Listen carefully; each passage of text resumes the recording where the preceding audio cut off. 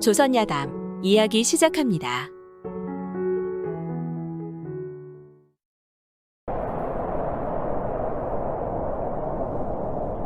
옛날 옛적 추운 겨울날 어느 고을의 눈보라가 휘몰아쳐 산과 들을 남김없이 하얗게 뒤덮어버렸습니다. 새하얀 벌판 위에 적막하게 홀로 주저앉은 조그만 움막집 하나가 있었죠. 집에는 한 부부가 살고 있었습니다. 사는 집이 움막집이듯 살림살이도 궁핍하였습니다. 섣달 금음, 오늘은 한 해의 마지막 날이지요. 부부에게는 자주 겪는 일이었지만 오늘도 아침을 못 먹고 저녁도 먹을 가망이 없었습니다.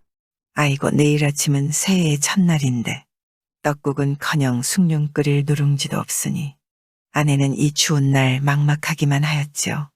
남편은 방 한켠에 뒤돌아 쭈그리고 앉아서는 아무 말도 없고 자신은 그 곁에 앉아서 한숨만 푹푹 내쉬고 있으니 참으로 답답할 노릇입니다. 그러다가 아내가 울음 섞인 목소리로 남편에게 말했지요.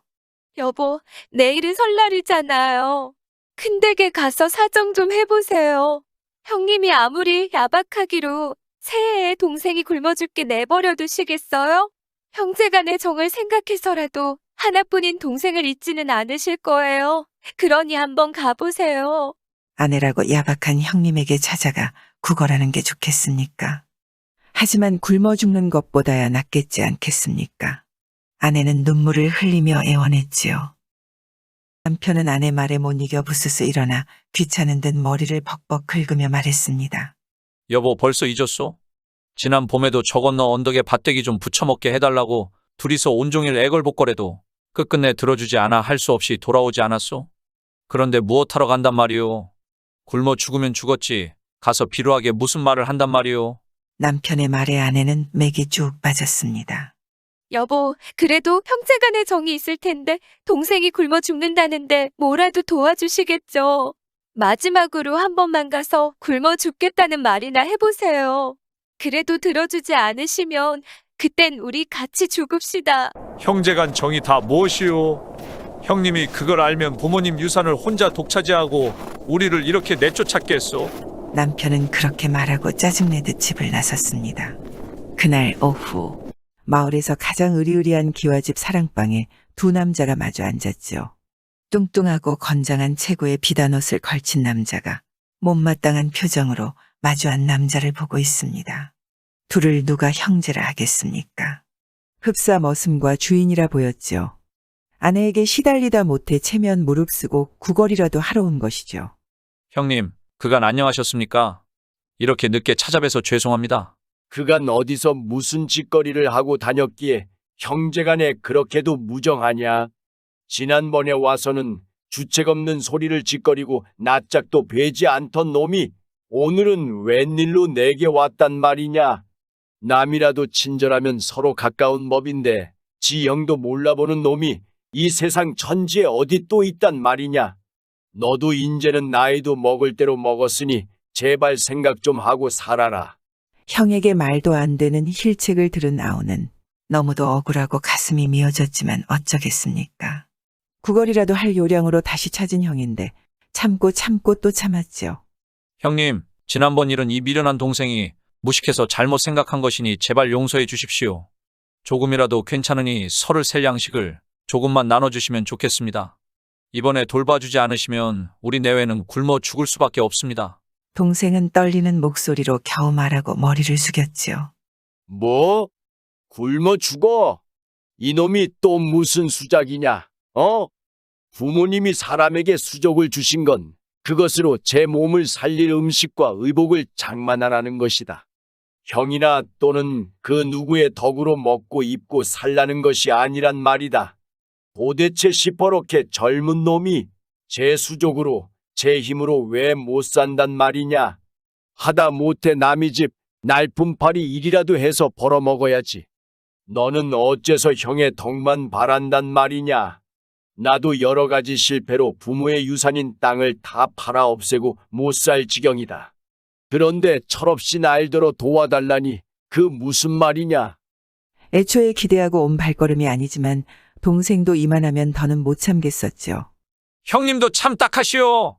아무리 날품을 팔고 싶어도 이 엄동설안에 어디 가서 무슨 날품을 판단 말씀이요? 순간 동생은 화를 참지 못하고 숙였던 머리를 번쩍 쳐들고 큰 소리로 말하고는 형을 매섭게 쏘아 보았습니다. 그런 동생의 눈빛을 보고 형은 속으로 생각했지요. 저놈의 저 눈초리가 심상치 않아. 저놈을 그냥 두었다가는 장차 무슨 화가 미칠지 알 수 없어. 저놈을 다시 돌아오지 못할 대로 보내야겠어. 좋다. 내 말대로 설량식과 피륙을 줄 것이다. 아니, 이렇게 고마울 수가요. 고맙습니다, 형님. 동생은 생각지도 못한 형의 대답을 듣고 머리를 조아려 감사 인사를 했죠. 맨입으로는 안 되고 조건이 있다. 조건이라 하시면 내 심부름 하나만 해주면 된다. 그런 거라면 얼마든지 시켜주십시오. 어떤 심부름이든 기꺼이 합지요, 형님. 동생은 싱글벙글하며 대답했습니다. 뒷곁에 있는 광에 거적으로 싼 것이 있다. 그건 쇠다리인데 그걸 짊어지고 남쪽으로 한 심리 가량 내려가거라. 가면 수양버들이 늘어선 마을이 보일 게야. 그 마을에서 가장 큰 기와집을 찾아가거라. 가서 그 댁 주인 어른에게 그 쇠다리를 전하고 합장을 받아오너라. 그런 심부름이라면 식은 죽 먹기죠, 형님. 자기를 영영 돌아오지 못할 저 세상으로 보내려는 형의 악독한 심수를 동생은 알아차리지 못한 것이죠. 아이고, 이제 다 왔네. 이 집 주인 어른은 대체 어떻게 생겼을까? 이렇게 중얼거리며 기와집으로 들어갔습니다. 그런데 그 집 마당에서는 어떤 노인이 허리를 구부리고 장작을 패고 있었죠. 영감님, 이 댁 주인 어른을 만나려면 어디로 가야 하나요? 노인은 아무 말 없이 동생을 아래 위로 훑어보더니 말했습니다. 원, 세상에 별 정신 나간 사람도 다 있네. 아이고 이 사람아, 이 집 주인은 사람을 만나면 머리통을 으깨버리는 두억신이라는 악기야. 살기 싫거든 어서 들어가 보게. 저기 보이는 저 큰 문으로 가면 되니까. 퉁명스럽게 말을 한 노인은 다시 도끼를 들고 장작을 팼죠. 노인의 말을 들은 동생은 정신이 아득하고 사지가 풀리고 가슴이 후끈거려서 한동안 멍하니 서 있었습니다. 그래도 어찌하겠습니까? 동생은 노인에게 사정을 하였지요. 영감님, 제발 살려주십시오. 저는 제영의 심부름으로 이 쇠다리를 이 댁 주인 어른에게 드리려고 왔습니다. 이것을 전하고 답장을 받아 돌아가야 설 양식을 얻습니다. 그래야 저와 아내 두 목숨이 삽니다. 영감님, 제발 살 길을 일러주십시오. 허허, 자네 형은 흉악한 인간이로구나. 제 동생을 죽이려고 이런 곳으로 보내는 그런 괘씸한 형이 어디 있단 말인가. 그런 금수만도 못한 놈 얘기는 다시 할 것도 없네. 자네 사정이 참 딱해 보이니 내가 자네를 위해 좋은 방책을 가르쳐 주겠네. 하지만 만에 하나 작은 실수라도 하면 자네는 목숨을 잃게 될 것인데 어째 한번 해보겠나? 노인의 말을 들은 동생이 어찌하겠습니까? 그냥 하는 수 없지 노인의 말을 따르기로 했지요. 내 말이 끝나면 저기 보이는 저 커다란 대문을 두드리게. 그러면 그 안에 있는 귀신졸개들이 나와 자네를 붙잡으려고 덤빌 것이네. 그때의 용기를 내어 기운차게 호령하게. 이 못된 악기들아, 어디라고 함부로 덤비느냐? 나는 내 대왕에게 진상할 보물을 가지고 온 사람이다. 보물인 쇠다리를 너희에게 줄 테니 너희는 빨리 저 광에 있는 활인기를 가져오너라. 그러면 귀신졸개들은 쇠다리 욕심에 즉시 활인기를 가지고 올 것이네. 그러면 자네는 재빨리 쇠다리를 대문 안으로 멀리 던져주고 그 활인기를 빼앗아 오게. 만일 군뱅이 짓을 하다가 그 귀신졸개들에게 붙잡히면 자네는 뼈도 남지 않고 먹힐 것이네. 명심하게 알겠는가? 동생은 노인이 가르쳐준 대로 그 활인기라는 기계를 얻어 노인에게 돌아왔습니다.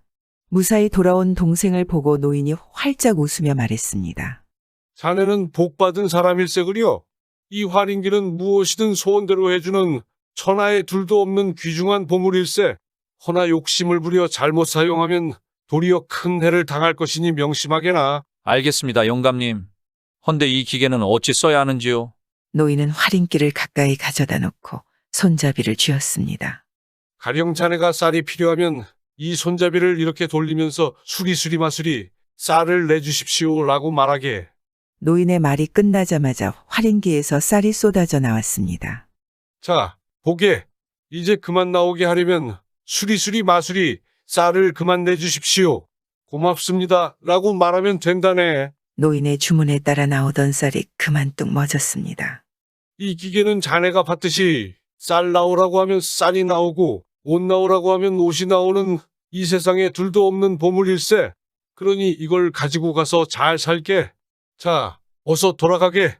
여기에 오래 있으면 위험하니 어서 가게. 가서 부디 잘 살게. 동생은 노인에게 고맙다 절하고 활인기를 가지고 움막집으로 돌아왔습니다.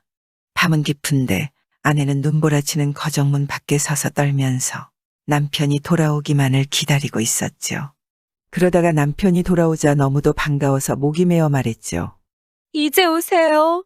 얼마나 고생하셨어요. 추위에 덜덜 떨며 자신을 기다리고 있는 아내를 보자 남편은 눈물이 솟구쳐 오를 것만 같았습니다. 서둘러 아내를 이끌고 움막집 안으로 들어갔습니다. 움막집 안은 밖보다 더 캄캄했죠. 남편은 들고 있던 기계를 내려놓았습니다. 허허, 너무 어두워서 어디가 어딘지 알 수가 없구나. 우선 불부터 켜야 할 텐데. 남편의 말에 아내는 기가 막혔습니다. 여보, 정신이 있으세요? 지금 배가 고파 죽을 지경인데 불이 다 무슨 소용이에요. 남편은 활인기를 앞에 놓고 손잡이를 잡아 돌리면서 주문을 외웠습니다. 수리 마수리 초 한자로 내주십시오. 그러자 기계가 스르렁 돌아가더니 초 한 자루가 살짝 떨어졌습니다. 남편은 다시 기계를 돌리며 말했지요. 수리 마수리 초 그만 내주십시오. 고맙습니다. 남편 말에 기계는 죽은 듯이 섰습니다.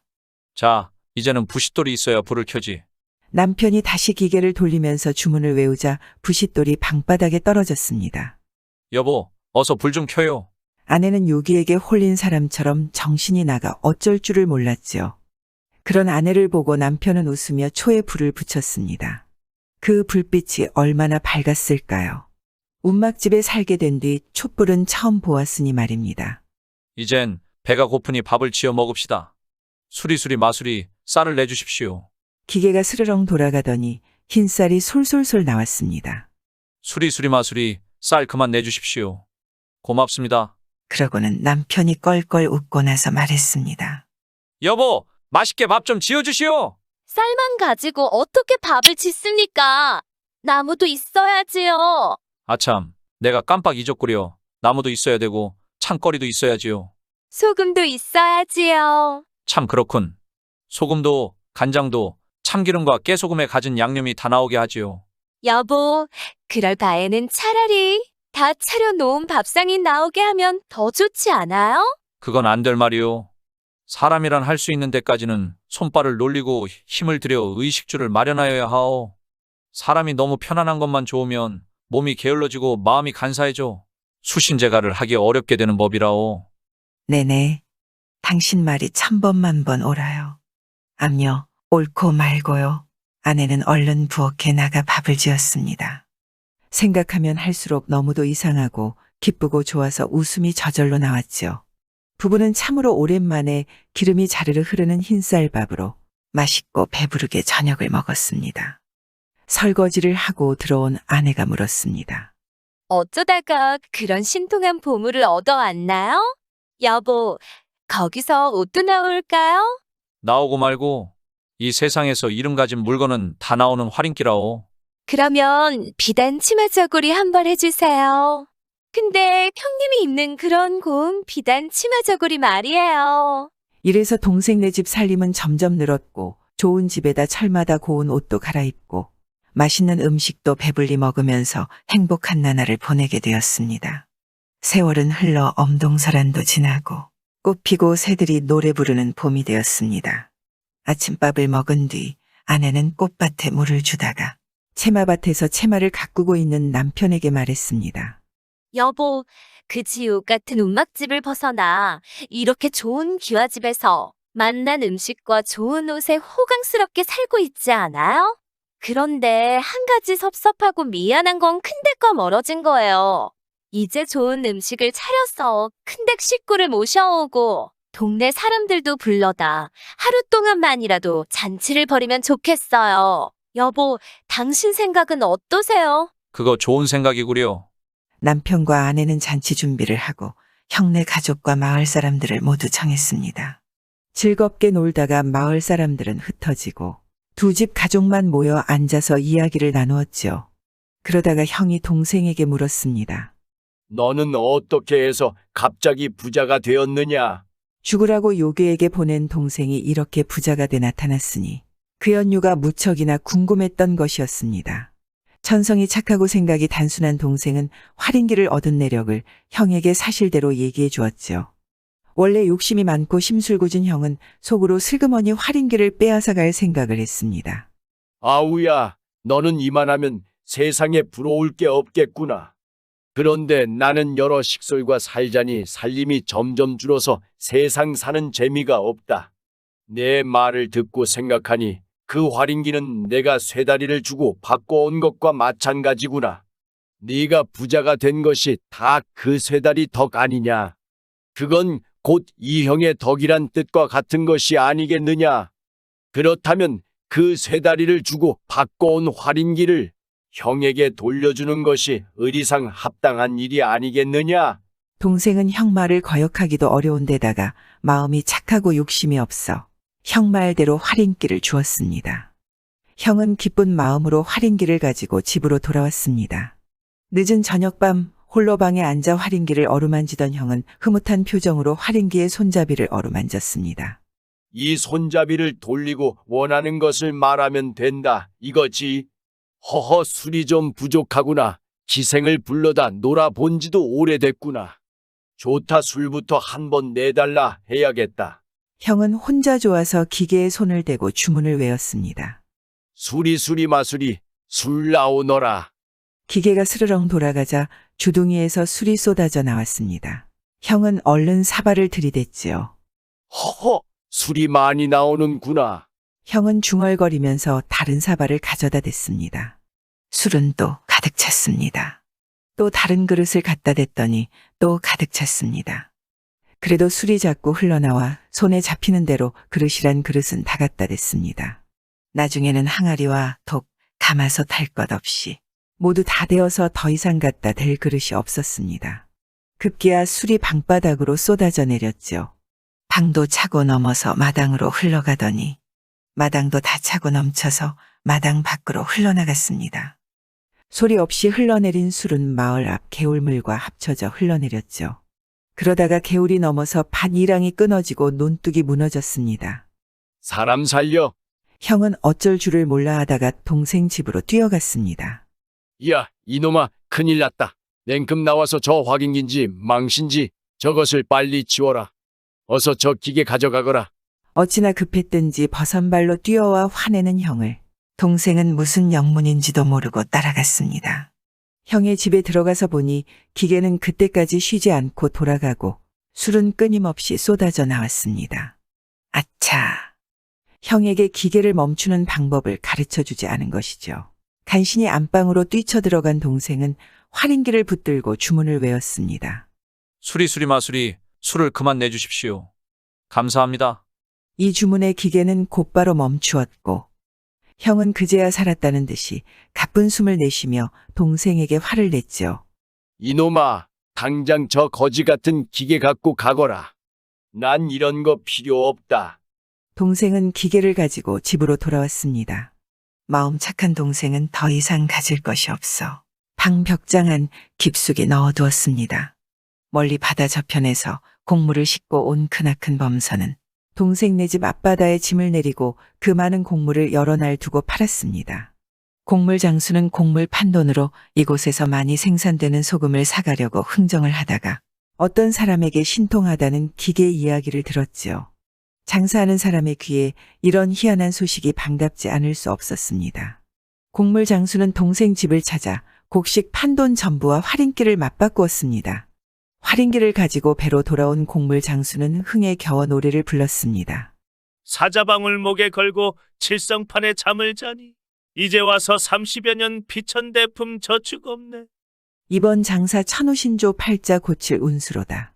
천하보물 활인기를 내 것으로 만들었네. 이 기계를 틀게 되면 천하보물 내 것이라 배는 타서 무엇하며 초가삼간 보기 싫다. 활인기를 틀면 고래등 같은 집도 짓고 금이옥식 미주가인 살림살이 거룩하다.